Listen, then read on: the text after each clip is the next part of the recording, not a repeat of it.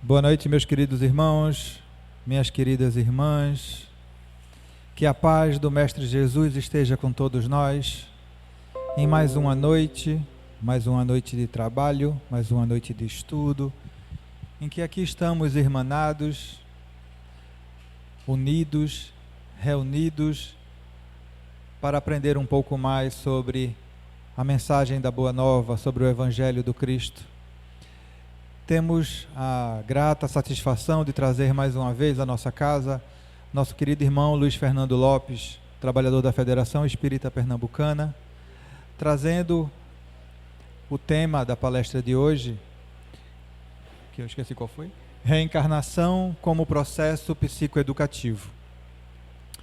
Antes da nossa prece, para a nossa harmonização, do livro Pão Nosso, de Francisco Cândido Xavier, pelo Espírito Emmanuel, a lição 143. Não tiranizes. E com muitas parábolas semelhantes, lhes dirigia a palavra, segundo o que podiam compreender. Evangelho de São Marcos, capítulo 4, versículo 33. Na difusão dos ensinamentos evangélicos, de quando em quando encontramos pregadores rigorosos e exigentes. Semelhante anomalia não se verifica apenas no quadro geral do serviço. Na esfera particular, não raro, surgem amigos severos e fervorosos, que reclamam desesperadamente a sintonia dos afeiçoamentos com os princípios religiosos que abraçaram. Discussões acerbas se levantam, tocando a azedia venenosa. Belas expressões afetivas são abaladas nos fundamentos por ofensas indébitas. Contudo, se o discípulo permanece realmente possuído pelo propósito de união com o Mestre, tal atitude é fácil de corrigir. O Senhor somente ensinava aos que o ouviam, segundo o que podiam compreender. Aos apóstolos, conferiu instruções de elevado valor simbológico, enquanto a multidão transmitiu verdades fundamentais, por intermédio de contos simples. A conversação dele diferia, de conformidade com as necessidades espirituais daqueles que o rodeavam. Jamais violentou a posição natural de ninguém. Se estás em serviço do Senhor, considera os imperativos da iluminação, porque o mundo precisa de servidores cristãos e não de tiranos doutrinários.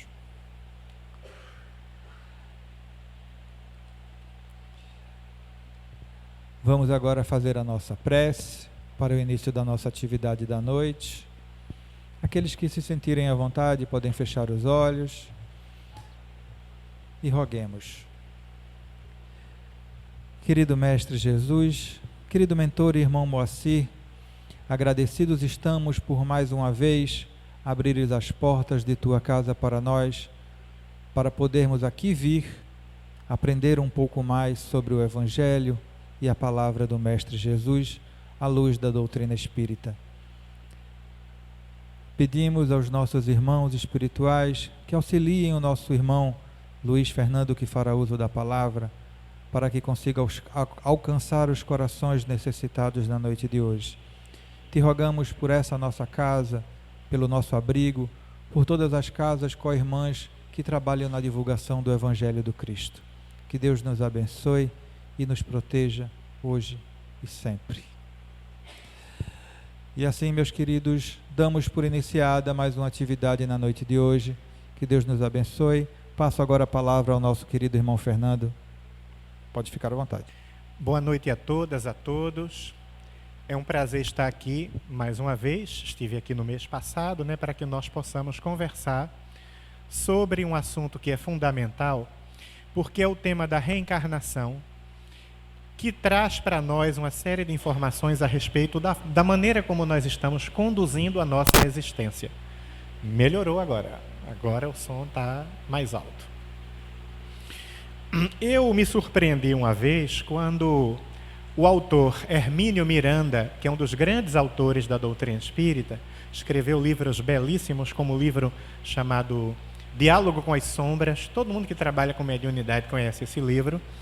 E Hermínio Miranda disse que ele começou a trabalhar com temas no campo da imortalidade da alma e da comunicação dos espíritos por meio da mediunidade. Mas os amigos espirituais que orientavam o trabalho dele, ele não era médium ostensivo, mas ele conversava com os espíritos na reunião mediúnica através de médiuns. Os espíritos disseram para ele que ele precisaria se dedicar em especial ao tema da reencarnação. Porque o tema, a reencarnação, era o princípio mais importante da doutrina espírita, de todos que a gente possa pensar. Ele ficou intrigado, mas os espíritos explicaram para ele. Se não, vejamos. Nós entendemos que os princípios gerais da doutrina espírita são a imortalidade da alma, a comunicação dos espíritos, a reencarnação, a lei de causa e efeito, a evolução espiritual, a existência de vida em todos os quadrantes do universo e a existência de Deus como princípio diretor e ordenador da realidade. São princípios gerais que a gente entende da doutrina espírita, mas que, a partir da reencarnação, todos os demais princípios surgem como decorrência. Veja só, qual é a ideia da reencarnação?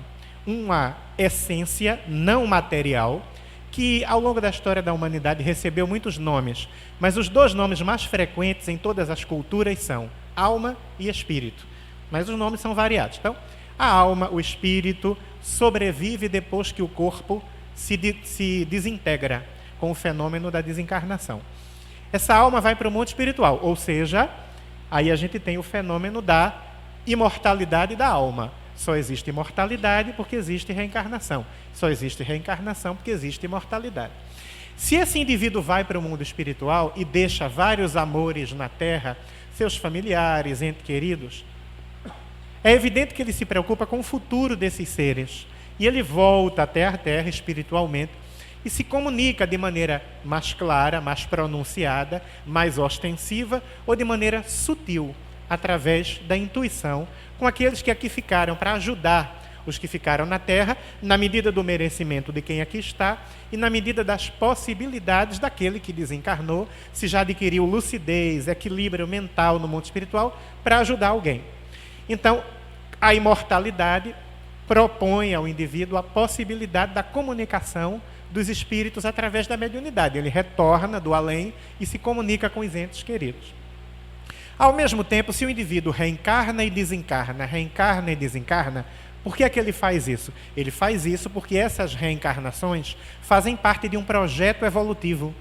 Ele evolui espiritualmente de encarnação em encarnação e evolui no mundo espiritual também. Então, a reencarnação vai provocar o surgimento do conceito de evolução, que decorre das várias encarnações sucessivas. E em cada encarnação, nós semeamos para que nós mesmos possamos colher. É a ideia da lei de causa e efeito. Eu sou hoje o fruto das escolhas que eu fiz no meu passado reencarnatório ou das escolhas que eu fiz nesta encarnação. Então, a lei de causa e efeito vai decorrer também da reencarnação. E o indivíduo pode reencarnar na Terra ou pode reencarnar em outros mundos. Daí surge a pluralidade dos mundos habitados. E gerenciando toda essa realidade universal, na qual cada espírito está imerso, existe a inteligência suprema e a causa primária de tudo que existe, que é Deus. Então veja que, de fato, a reencarnação faz surgir naturalmente, através do raciocínio lógico, todos os demais conceitos da doutrina espírita e a necessidade que nós temos de nos aproximarmos do ideal de amorização e do desenvolvimento da sabedoria ao longo do nosso projeto evolutivo. Portanto, de fato, a reencarnação merece um estudo muito significativo. A ideia da reencarnação contribui para que nós não tenhamos rebeldia, desespero ante as dificuldades da vida. Porque nós nos conscientizamos, primeiro, esta encarnação é um momento passageiro, fugidio, é um lapso temporal muito estrito e restrito, se a gente pensar na eternidade. Então, qualquer sofrimento, por mais longo que pareça, perante a eternidade não significa nada. E ele pode nos proporcionar algum tipo de aprendizado. Isso é profundamente confortador. E também é confortador saber que nós não somos vítimas de nenhum tipo de injustiça da lei divina. Nós sempre estamos nos encontrando com a responsabilização que diz respeito às atitudes que tomamos no passado. Eu sou responsável pelo que de bom me acontece e pelo que de desconfortável me acontece. Isso é profundamente aliviador do sofrimento e da dor, porque nós sabemos que nenhuma experiência na vida é gratuita. No fluxo do existir, nós não estamos passando por situações gratificantes ou situações de sofrimento gratuitamente, sem que haja uma lógica e sem que cada experiência se constitua no que é melhor para a nossa evolução. Divaldo Franco disse que foi se conscientizando desse princípio através das várias vivências na sua encarnação e da orientação dos espíritos. Só me acontece o que é melhor para a minha evolução. Mesmo que me aconteça algo desagradável, vai me ensinar alguma coisa. Alguém poderia dizer, mas a tragédia coletiva, como a morte de 62 pessoas num acidente aéreo em São Paulo, aconteceu em prol daquelas pessoas, em benefício daquelas pessoas. Porque é uma experiência que vai solucionar uma pendência evolutiva que todos aqueles seres têm. Qual é essa pendência? Só quem sabe são eles, seus guias espirituais e a consciência cósmica. São os entes que sabem do que se trata, mas de fato é algum tipo de pendência no processo evolutivo que foi eliminada, que foi consumada, que foi solucionada através de uma desencarnação coletiva. E frequentemente o que é que acontece? Espíritos que acabaram tomando decisões negativas no passado e assumindo a responsabilidade por isso, acabam solucionando essa pendência evolutiva de igual modo coletivamente. Se comprometem coletivamente e juntos, irmanados, acabam solucionando essa questão evolutiva também coletivamente. Frequentemente é assim que acontece. Alguém assistiu aqui aquela série Lost? Passou uns anos atrás. Vocês viram a última temporada do Lost? Quem viu a última temporada do Lost entende como pendências construídas coletivamente frequentemente também são solucionadas coletivamente. É muito interessante isso. Então, a reencarnação, de fato, é um tema basilar na doutrina espírita e vamos tecer alguns comentários dentro do tempo de que nós dispomos, porque, infelizmente, não podemos ficar aqui até a meia-noite, que seria o meu desejo, porque o tema é muito longo. Eu sempre digo isso, tem sempre alguém que pensa, mas não diz. Fica você, meu senhor, que eu tenho que ir para casa jantar, que amanhã eu tenho coisas para fazer. Na verdade, eu sei que vocês têm. Estou só brincando.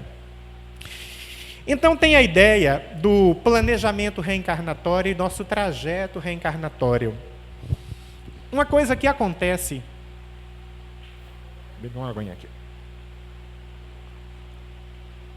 Em relação ao planejamento reencarnatório.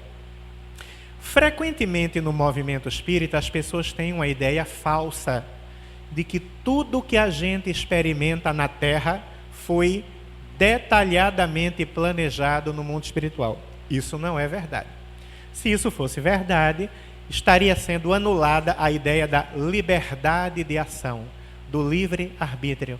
Quem é que tem livre-arbítrio se tudo já está programado no mundo espiritual? Então, na realidade, algumas coisas estão programadas, outras não. Outras estão em aberto para que as nossas escolhas façam a diferença. E mesmo aquilo que foi programado pode ser modificado na Terra, em nosso benefício ou em nosso prejuízo, pelo mau uso da liberdade de que nós dispomos. Então, na realidade, existe uma flexibilidade no nosso planejamento reencarnatório de que muitos espíritas não suspeitam. Vou dar alguns exemplos práticos. Raul Teixeira, palestrante, você conhece Raul Teixeira, um palestrante espírita? Quem não conhece, veja, coloca no YouTube. Em 2011 ele passou por um acidente vascular cerebral, ficou com comprometimento na fala, mas até então já tinha mais de 40 anos de contribuição com a doutrina espírita, como médium, psicógrafo, como palestrante. E Raul Teixeira me disse, certa vez, num seminário que eu vi dele lá em São Paulo, quando eu morei em São Paulo, que eu fiquei lá 15 anos. Ele disse, Luiz, eu não reencarnei para publicar livro espírita psicografado. Eu reencarnei com a tarefa da mediunidade psicográfica, mas seriam páginas muito despretensiosas. Ao chegar aqui na Terra, os espíritos resolveram ampliar o escopo, o objetivo do meu trabalho mediúnico. E eu passei a psicografar textos mais longos, que foram reunidos, esses textos, na forma de livros, e os livros foram publicados. Mas a decisão foi tomada pelos meus orientadores espirituais comigo aqui na Terra, não estava planejado. Uma outra coisa, eu estava planejado para me tornar palestrante espírita, mas apenas o território nacional.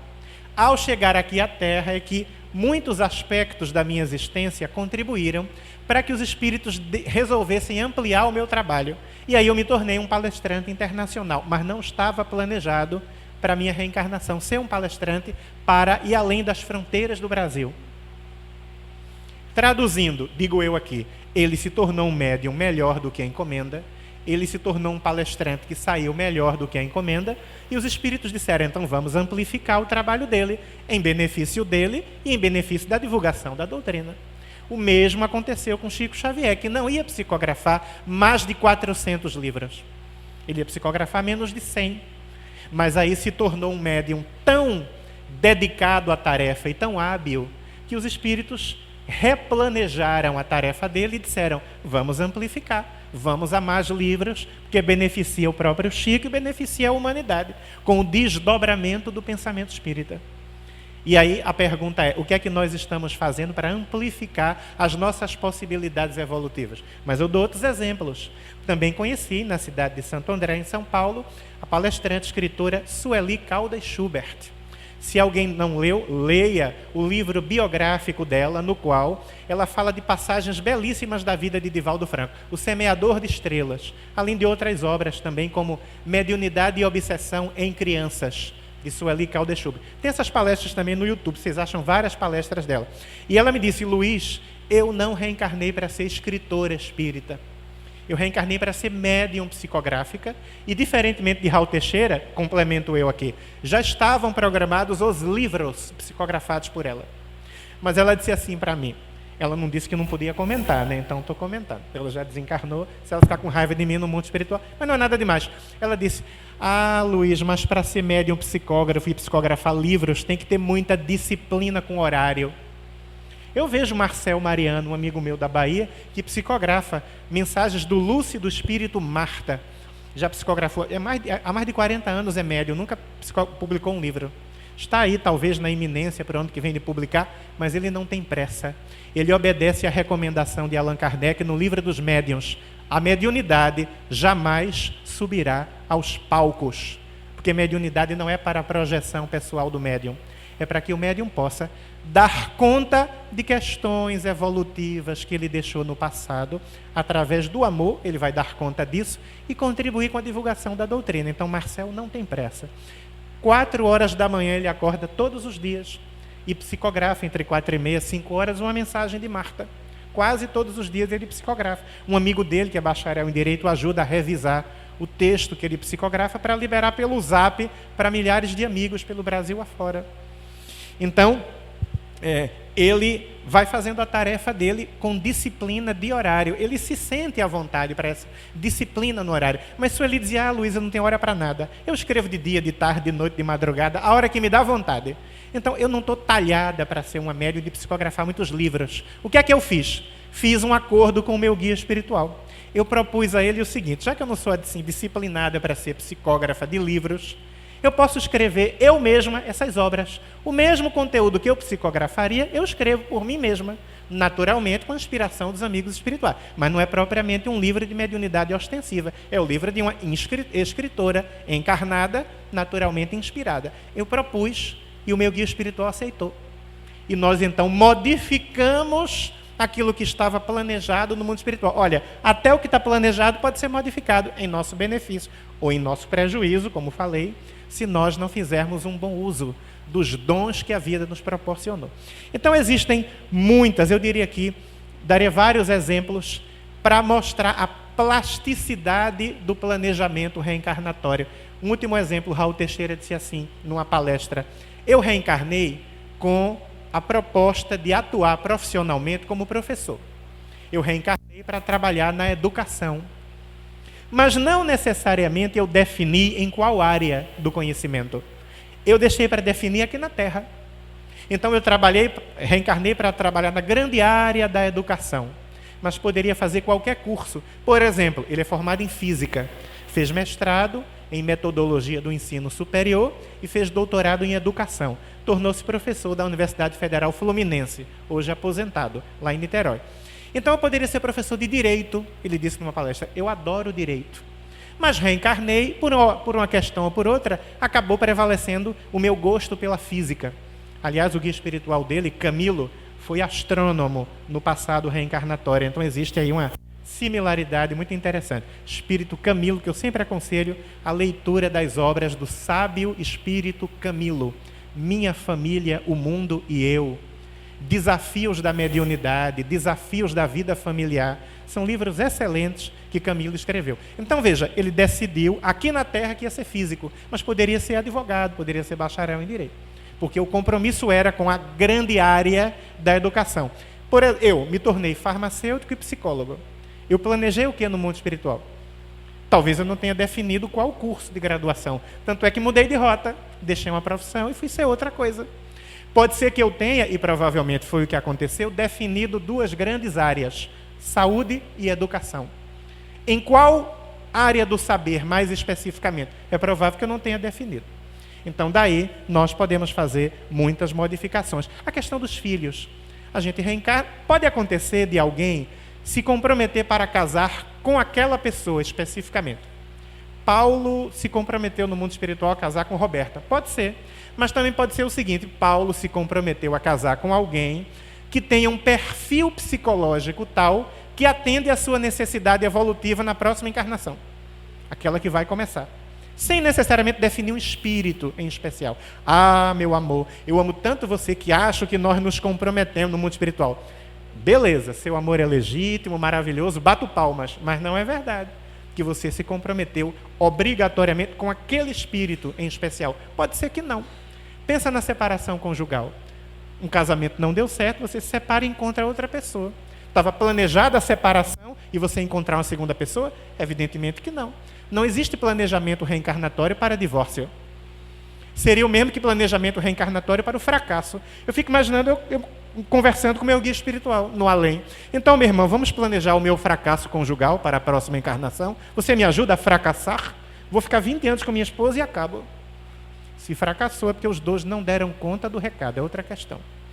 Enfim, então é isso. E precisamos fazer acordos com a vida. Mas eu me sinto com tantas dificuldades na vida, todo mundo tem. Eu queria deixar uma mensagem para você. O seu problema não é o maior problema do mundo. Ah, você diz isso porque não sabe qual é o meu problema. E você sabe qual é o meu?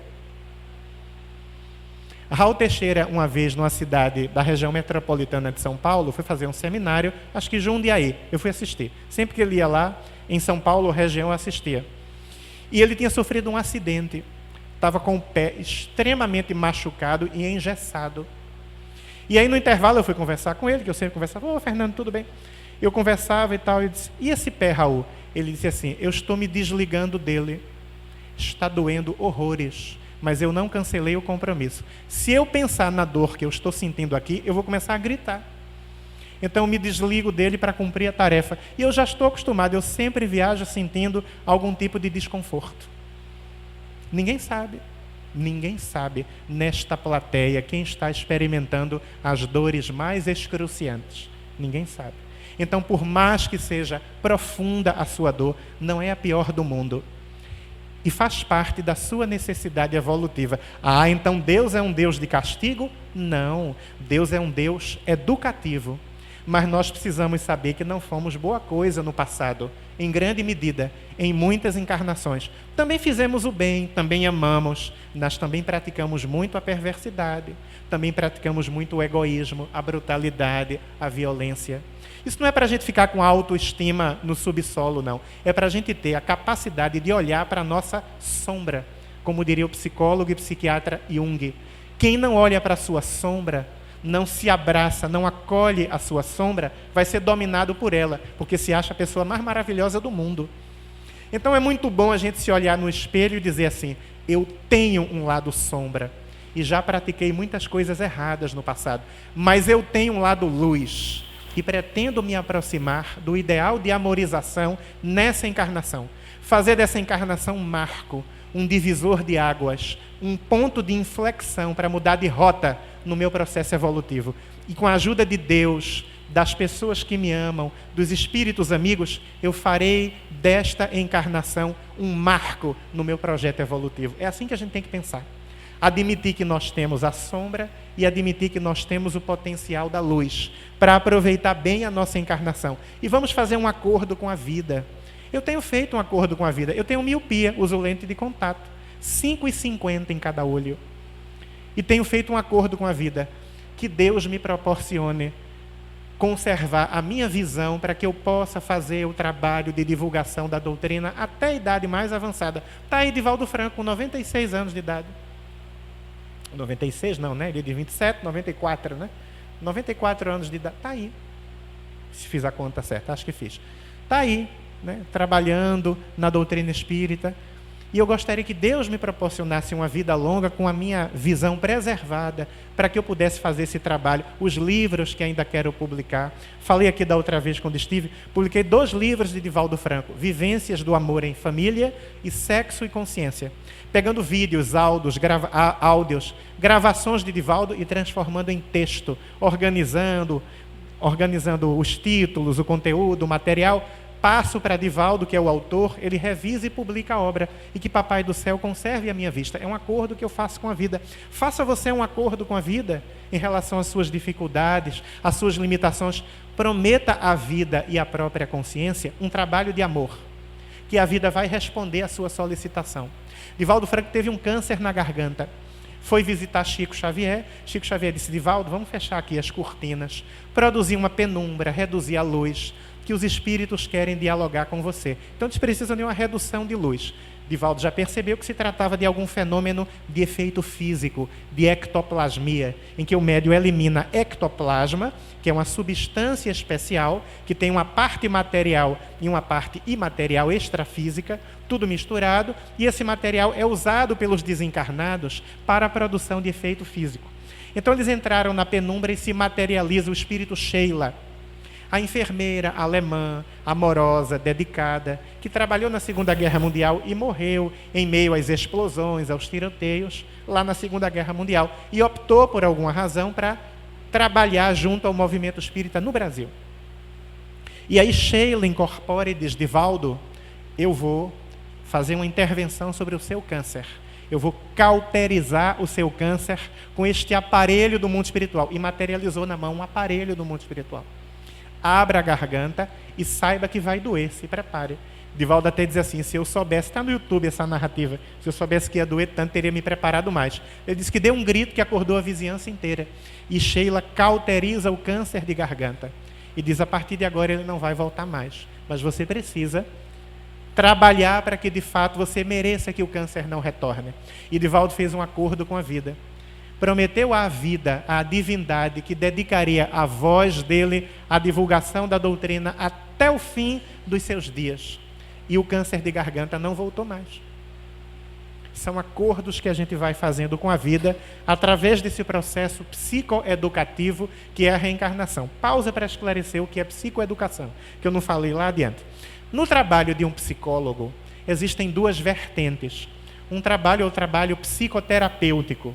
E o outro trabalho é dentro da psicoterapia, ou até em outro tipo de intervenção, que não seja um consultório, a psicoeducação. O que é isso? Educar o indivíduo para o autocuidado. Então o indivíduo está tomando remédios, ele está com dificuldade de estabelecer os horários e de ter disciplina para ter horários com o remédio.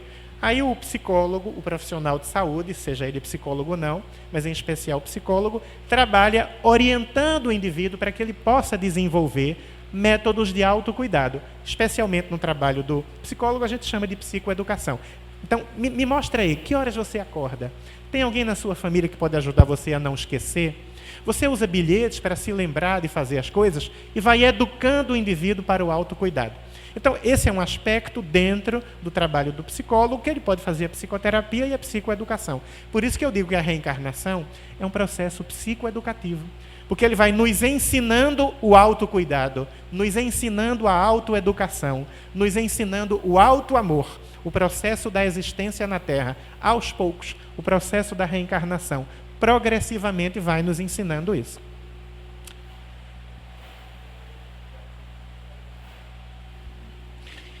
Então, daí, um outro exemplo que eu acho muito interessante. Alberto Almeida é um palestrante espírita, muito conhecido no movimento espírita, e ele trabalha com terapia regressiva a vivências passadas. Nesse trabalho, ele tem feito alguns cursos de formação no Brasil e fora do Brasil, ao longo dos anos, e também se tornou formador, depois de um determinado tempo. Ele também ministra, junto com alguns amigos no Pará, cursos de formação de psicoterapia regressiva a vivências passadas. E num determinado curso, eles queriam dar uma demonstração da terapia para os alunos, a parte prática. E um dos colegas, que também era ministrante do curso, se candidatou a se submeter ao transe regressivo para que a terapia fosse realizada a título de exemplo. Esse amigo de Alberto, então, cai num transe profundo e regride até uma vivência passada. Qual é a experiência que ele narra? Abrindo um parênteses. Ninguém precisa acreditar ou não acreditar em reencarnação para fazer essa terapia. Porque, como diz Júlio Prieto Pérez, que prefere a nomenclatura terapia reestruturativa vivencial, em vez de regressiva vivencial. Reestruturativa. O conteúdo que é expresso durante o transe terapêutico é um conteúdo genuinamente do paciente. Não importa se ele acredita ou não acredita, que é de outra vida ou que não é. É um conteúdo que brota genuinamente do psiquismo dele. E aquele conteúdo genuíno tem que ser trabalhado pelo terapeuta durante a sessão. Fecha parênteses. Aí o amigo regride, diz ele que está regredindo a uma vida passada, na qual o pai dele era um marinheiro, que vivia por aí errante, de porto em porto, não parava em lugar nenhum. Em cada lugar em que ele parava, ele se envolvia com uma mulher diferente. Em determinado porto, ele se envolveu com a mãe deste terapeuta. Engravida a mãe, deixa a mãe grávida e vai embora.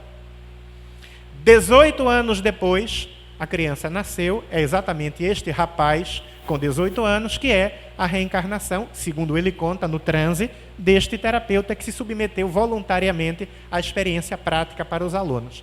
Então está lá ele com 18 anos, odiando o pai que abandonou a mãe na miséria, e a mãe inclusive morreu por causa do abandono. E ele ficou sabendo que o marinheiro fulano de tal estava novamente no porto. Ele vai até a embarcação e se candidata à tripulação do barco, sem dizer que era o filho daquele que era o capitão do barco. Ele entra na tripulação e provoca um motim para que as pessoas agredissem e matassem finalmente o capitão do barco, o seu pai. Ele mesmo desferiu o golpe fatal e com uma lâmina tira a vida do pai, sem o pai sequer saber porque estava sendo assassinado. Ele desencarna, vai para o mundo espiritual, ninguém morre de fato, quem morre é o corpo, e ele se vê no mundo espiritual odiando aquele rapaz. Mas por que esse rapaz me matou? E vai descobrir, com a presença de espíritos perturbadores, agressivos, violentos, que revelaram para ele, sorrindo, zombando dele: foste assassinado pelo teu próprio filho, covarde. Os inimigos espirituais dele. E ele descobre que aquele rapaz então era filho dele, um filho que ele nunca soube que existia. É tomado de um ódio tão grande, e aí tem uma sutileza muito interessante na doutrina espírita. Vocês assistiram o Nosso Lar e o Nosso Lar 2? Aqui. Levanta a mão, não paga nada. Isso, não paga nada. É melhor, quando a gente diz assim, levanta a mão, tá vendo? Porque o pessoal pensa que vai pagar. Vocês devem lembrar de colônias espirituais, de roupas. Tudo isso, na realidade, significa uma construção mental. Não é uma cidade no mundo espiritual como aqui na Terra, não é uma mesa como aqui na Terra, não é uma roupa como aqui na Terra, não é um ambiente, um clima como aqui na Terra. É tudo uma construção mental. Se o espírito achar que está sofrendo uma dor provocada por um golpe que o levou a falecer, se na mente dele ele achar que está sentindo a dor, ele vai sentir a dor. Chama-se criação ideoplástica. É uma criação da ideia do indivíduo que plasma um determinado efeito no seu corpo espiritual, no seu perispírito.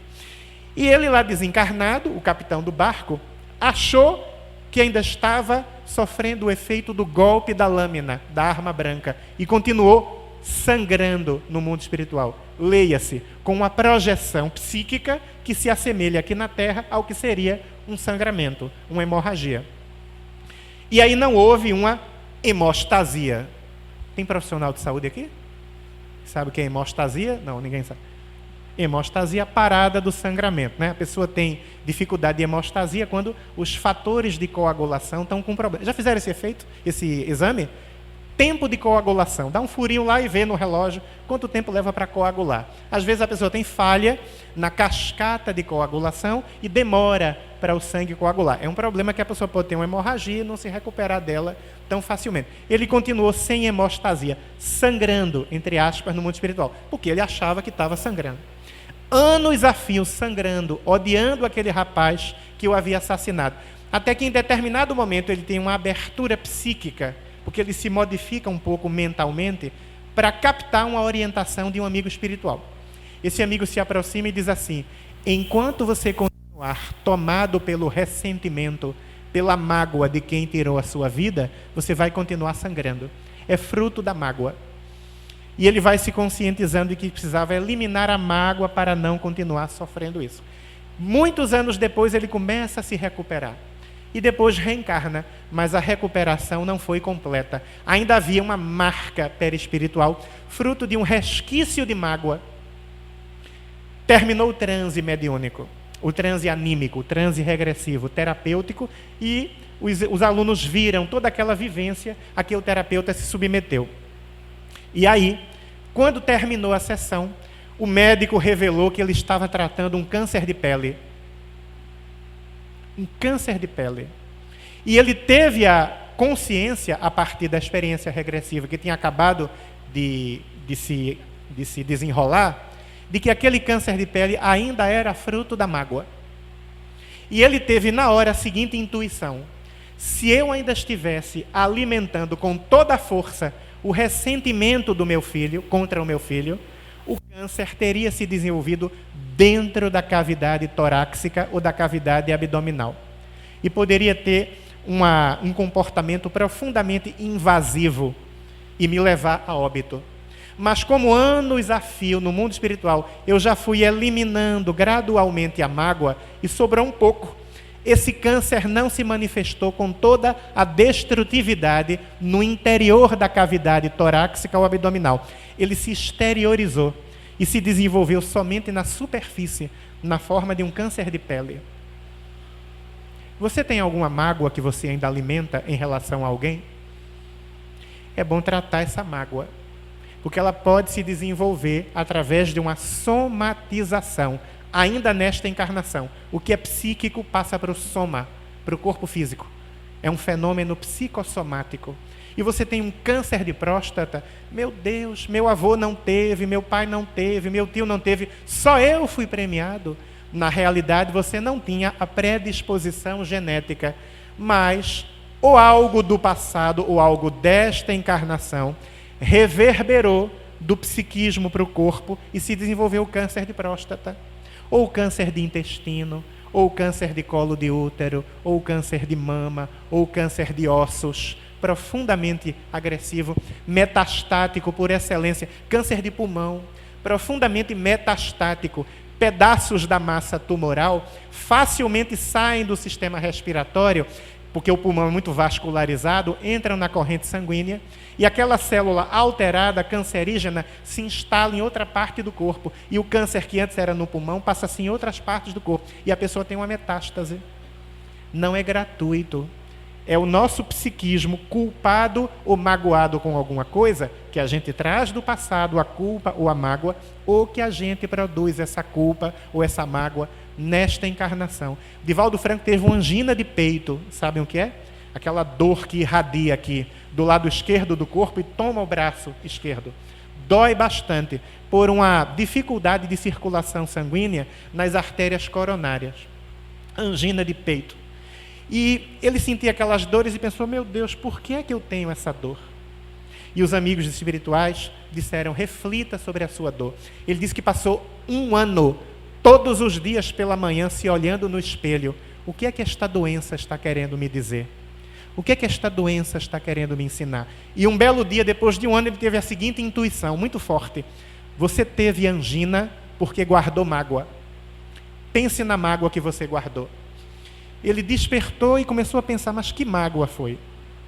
Um episódio acontecido nos anos 60, que se prolongou para os anos 70, no qual alguns irmãos do movimento espírita, inconscientes, resolveram criar uma série de calúnias contra Divaldo Franco. Inclusive, um determinado médium, um psicógrafo, que teve ciúme de Divaldo e resolveu também engrossar o coro dos caluniadores e daqueles que gostam de maldizer, porque teve ciúme de Divaldo. Muito curiosa essa situação. Ele ficou tão ressentido, aquilo foi tão dolorido, porque era um golpe no coração de um jovem que queria divulgar a doutrina espírita por amor à causa, e foi vítima de pessoas inescrupulosas, inconscientes, ciumentas. E ele disse que emagreceu quase 20 quilos em um mês, de tão afetado que ele ficou. Se recuperou, em parte, mas no inconsciente havia guardado a mágoa e não sabia. E ela se transformou em angina de peito. Ele descobriu depois de um ano meditando. Quando ele descobriu, ele tratou de se concentrar para perdoar as pessoas que o haviam agredido naquele episódio, que está muito bem retratado na obra A Anti-História das Mensagens Copiadas. Co-piadas. É uma palavra de duplo sentido. A Anti-História das Mensagens Copiadas. Porque algumas pessoas inventaram que Divaldo Franco havia produzido plágio em relação a outro médium, sem nenhuma prova para isso, de maneira absolutamente leviana, e o autor dessa obra esclarece toda a história, que fez com que mais adiante Divaldo pudesse desenvolver a angina, mas se conscientizar da necessidade da cura da mágoa e se curar da angina com meditação e uso de ácido acetil salicílico infantil, nada mais. AS infantil e meditação para se curar da mágoa. Ele se curou da angina e nunca mais teve. Veja como a vida vai nos educando e nos mostrando o que é que realmente vale a pena na vida. Aliás, estou me lembrando aqui, eu gosto sempre de fazer um bate-bola entre minhas palestras e algumas postagens que eu coloco lá no meu Instagram. Vejam lá, psi.luizfernandolopes, psi de psicologia, psi.luizfernandolopes, Luiz com Z, como está ali. Tem lá uma postagem minha que é o que realmente vale a pena na vida. Aconselho vocês a darem uma olhada para refletir, porque tem a ver com a ideia da reencarnação como processo psicoeducativo. Eu publiquei, acho que tem uns 2 meses, mas dá para achar. O que realmente vale a pena na vida. Veja lá, psi.luizfernandolopes, lá no Instagram. Nós temos também que pensar nesse processo psicoeducativo que a vida nos proporciona. Tem ninguém dormindo aí não, né? Tem alguém dormindo aí atrás, não? Acorda aí, hein? Só não me levanto, porque senão o celular não vai pegar a minha imagem direito. Que às vezes quando eu vejo que os meus alunos estão dormindo, eu me levanto, já faço alguma coisa para ninguém dormir. Eu sei que hoje é sexta-feira, mas o tio Luiz está se esforçando para você prestar atenção. Segura aí, esfrega os olhos, termina a palestra, você tem a noite inteira para dormir. É uma beleza. Sexta-feira é um dia que você dorme bem, né?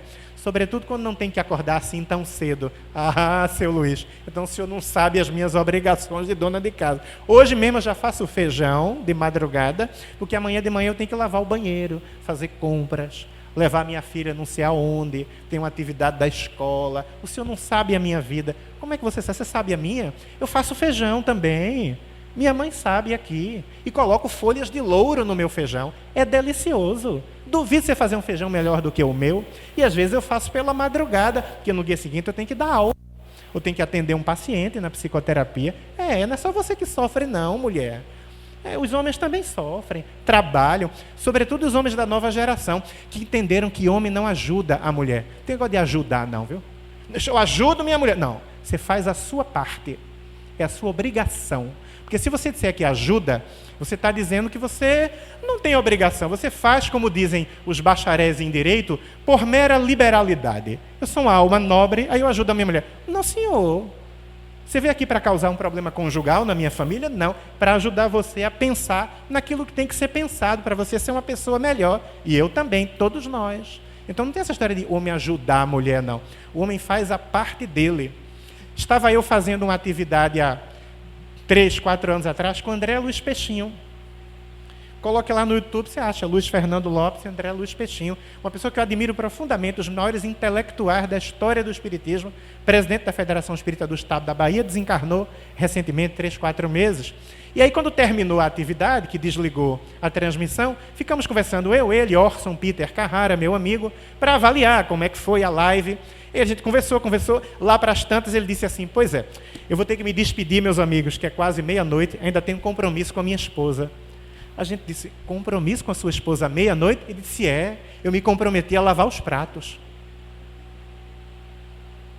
De repente, alguém, por exemplo, um intelectual brilhante, autor de livros, presidente da federação, conhecido no mundo inteiro, lavava prato para ajudar a esposa. É de Nólia Peixinho.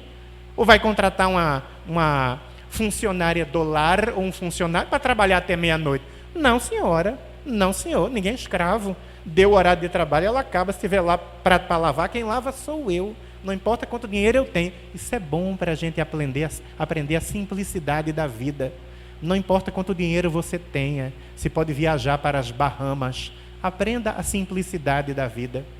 Ensine o seu filho a passar uma roupa a ferro, a fazer comida. Um dia ele pode fazer um intercâmbio, já que você tem condições materiais para isso, e ele tem que aprender a fazer essas coisas. Já tem gente balançando a cabeça dizendo, já tentei muito, mas meu filho não aprende. Às vezes é falta de jeitinho do educador. Já dei uma cutucada para quem balançou a cabeça dizendo não.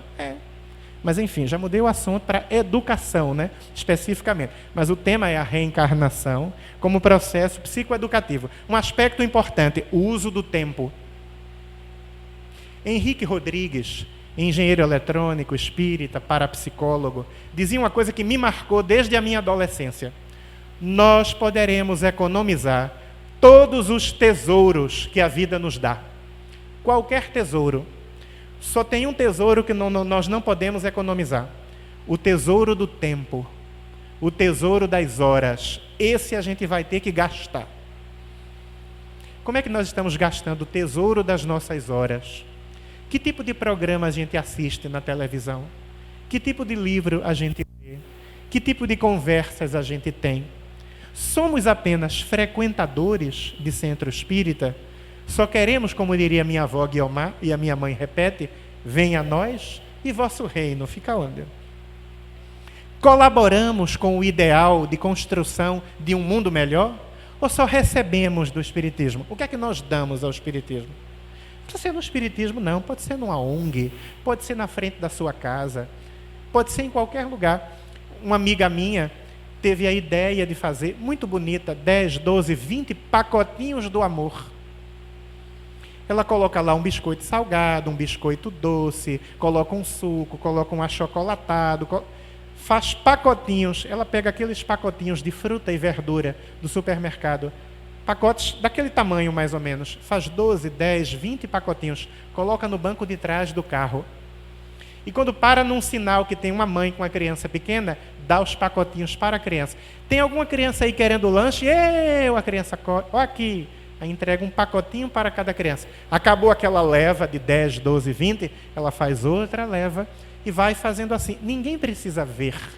Não precisa ser coletivamente que a gente pratica a fraternidade. Mas vamos usar bem o tesouro das horas. É tudo muito rápido. Alguém entra no avião achando que vai visitar um amigo querido e desencarna num acidente de automóvel. Quem é que sabe? Um palestrante espírita desencarnou ao vivo numa live, no programa do Jeter. Coloca na internet o que você acha. Fazendo uma palestra, uma entrevista sobre imortalidade da alma. Veja o tema. Desencarnou, ficou famosa essa gravação, uns 5, 6 anos atrás. Ele se sentiu saindo do corpo. Aí disse para o apresentador, Jeter, eu estou me sentindo estranho, eu estou sumindo. Baixou a cabeça e desencarnou ao vivo. Que honra desencarnar num programa espírita, falando sobre a imortalidade da alma, naquele clima. A gente não sabe quando a gente vai desencarnar. Não importa a idade, com 17 anos de idade, o carro em que eu estava caiu num barranco, um buraco de 10 metros de profundidade, lá em Alagoas, em Barra de São Miguel. Alguém conhece? E com 17 anos eu podia ter desencarnado. A gente não sabe. Vamos aproveitar bem o tempo, que a gente perde tanto tempo com inutilidade, gastando o tesouro das horas da maneira mais improdutiva e inútil que se possa imaginar. Deite a cabeça no travesseiro hoje e pense o que é que você não está fazendo em prol da humanidade, que é, em última instância, fazer alguma coisa em seu próprio benefício. E se programe para o exercício da fraternidade.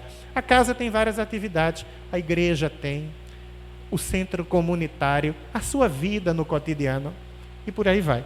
Gastar bem o tesouro das horas. Porque às vezes os amigos espirituais, através da permissão divina, nos proporcionam a sobrevida. Sobrevida.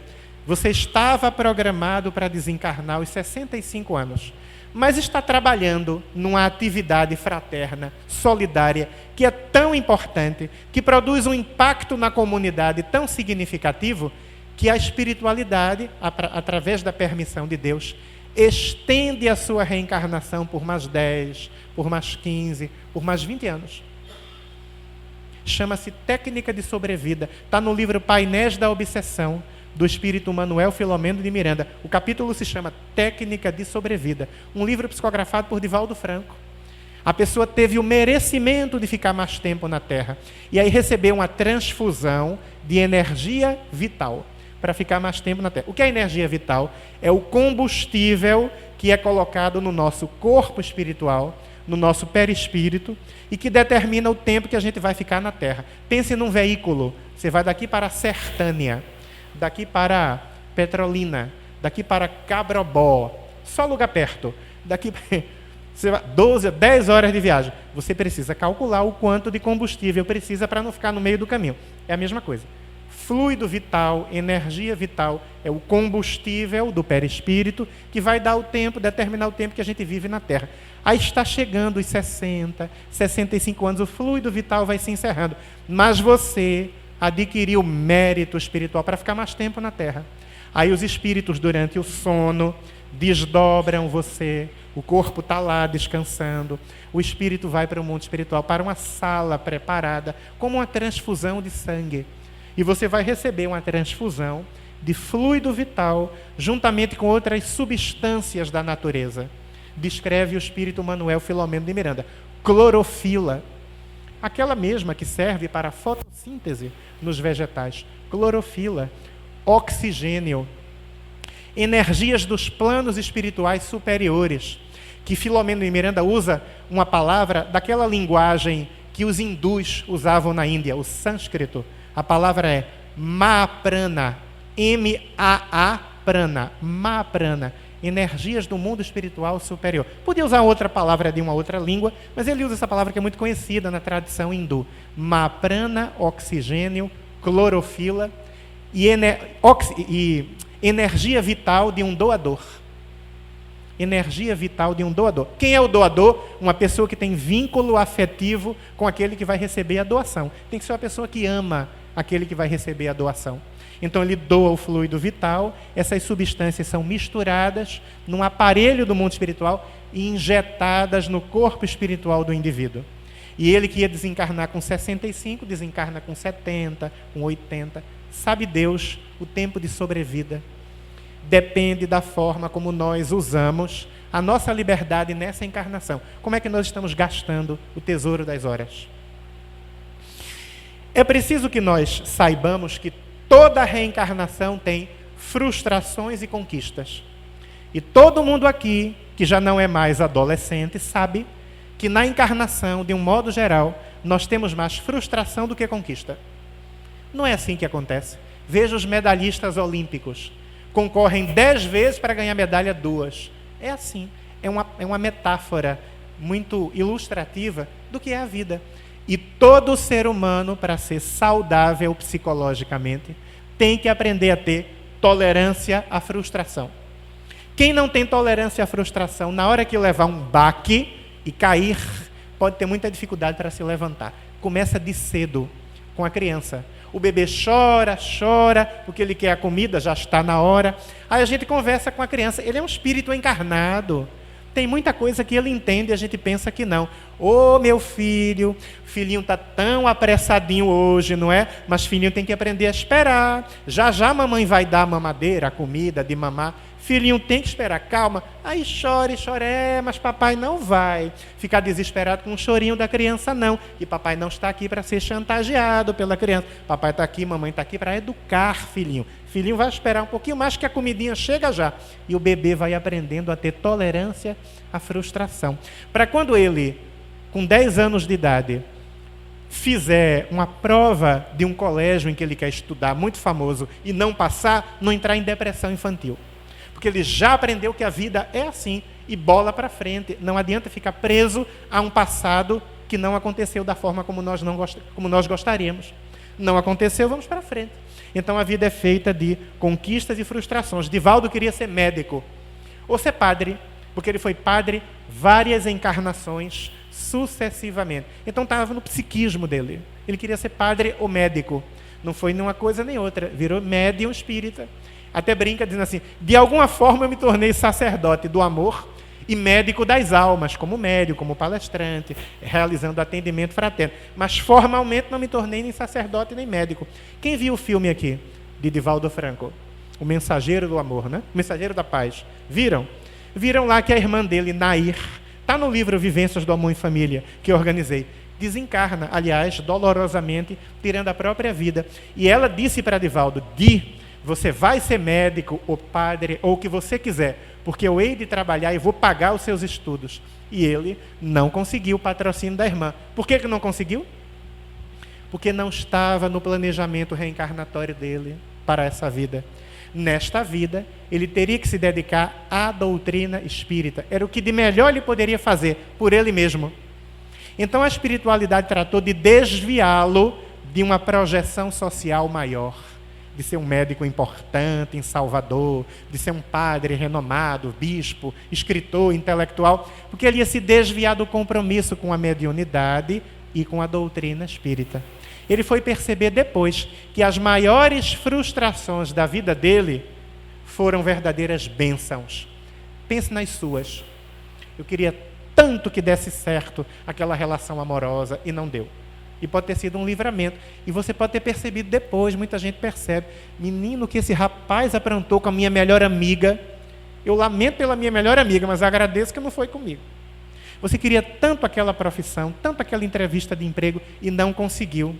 Aí você não conseguiu, um ano depois a empresa foi comprada por outra companhia. E houve uma demissão em massa. E provavelmente o seu nome estaria na lista de demissões. E você ia ficar no olho da rua. Aí você não conseguiu aquele emprego e conseguiu aquele outro, no qual você já está muito bem, obrigado, há 10 anos. E se aposentou nele. As frustrações podem ter sido grandes bênçãos na vida. Vou voltar para a frase que Divaldo Franco foi aos poucos internalizando pelas vivências dele e pela orientação dos amigos espirituais. É uma frase profundamente consoladora. Só nos acontece o que é melhor para a nossa evolução. Por mais que seja doloroso. Doloroso é um átimo, é um momento fugaz diante da eternidade, que nós vamos mais adiante perceber que aquela dor não significou nada e realmente contribuiu para o nosso processo psicoeducativo. O pai de Raul Teixeira queria estudar.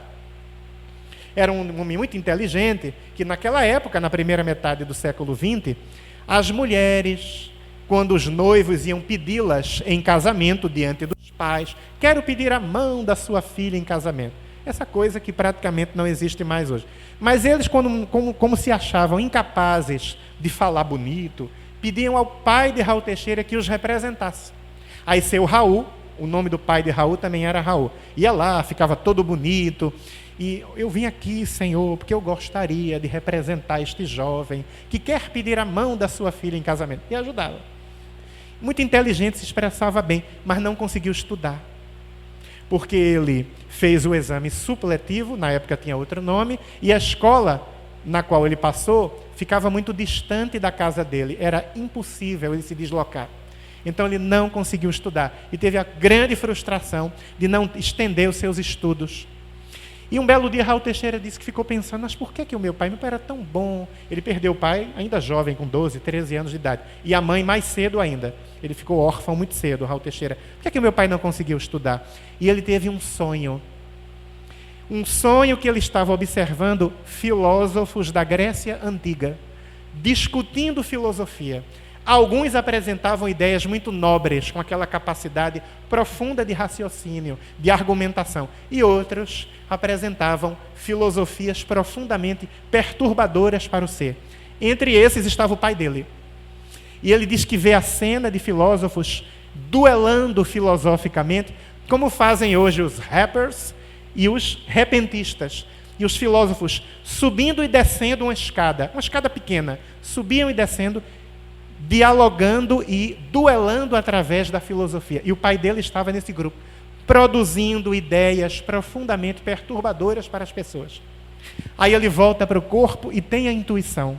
Aquele que usou mal o intelecto em uma ou mais encarnações pode voltar para a Terra sem o direito de amplificar os seus estudos e desenvolver a sua inteligência, como forma de aprender a respeitar o dom do intelecto que Deus lhe proporcionou.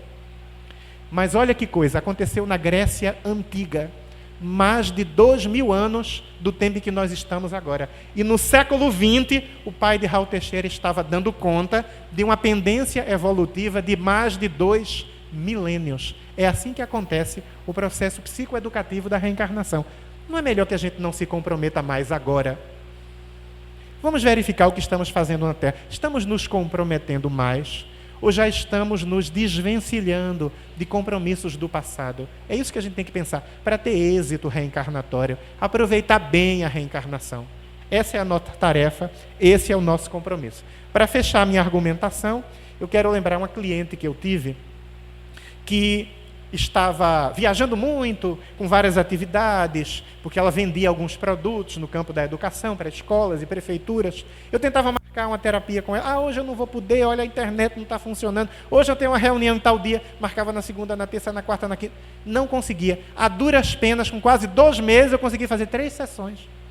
Aí ela disse que ia parar, porque um familiar ia visitá-la, ia passar 1 mês na casa dela, ela ia parar e voltaria depois. E o que é que ela narrava para mim? Antigamente, a família tinha boas posses materiais. E ela tinha uma vida muito boa, abastada, segura, tranquila. Ela era o ponto de reunião da família. Fazia reuniões num casarão em que ela morava e tudo mudou. Morreu um familiar que era muito querido. Uma filha saiu para morar em outro estado quando se casou. Ela se separou do primeiro marido, contraiu segundas núpcias. Olha, expressão antiga essa, né?